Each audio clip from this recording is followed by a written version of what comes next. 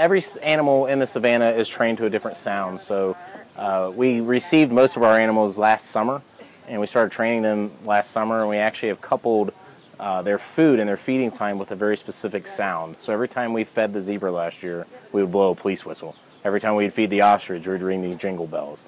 And they have associated their food with those sounds, which has allowed us to call them from an 8-acre savanna. They're at the other side of the savanna. We blow the whistle, they come running.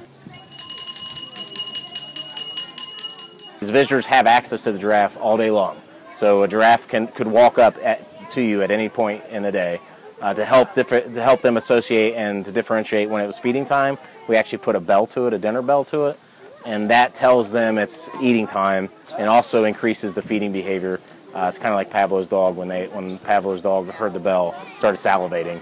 It's the same thing and increases that feeding behavior. Giraffe are a hoofstock species, so they're a flighty animal.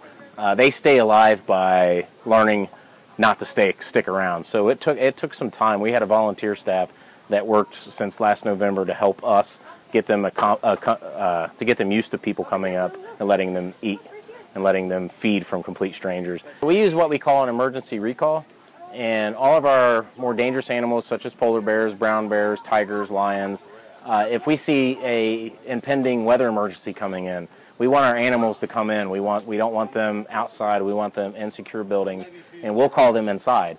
To ensure that they come inside, we actually have coupled a loud sound with their favorite treats. So for the lions we're training, we use an air horn with a siren on it. So when we want them to come in at a quick pace for an emergency, we play that air horn or the megaphone with the siren, and they come in and they get pot roast. The grizzly bears and brown bears, they use pie filling.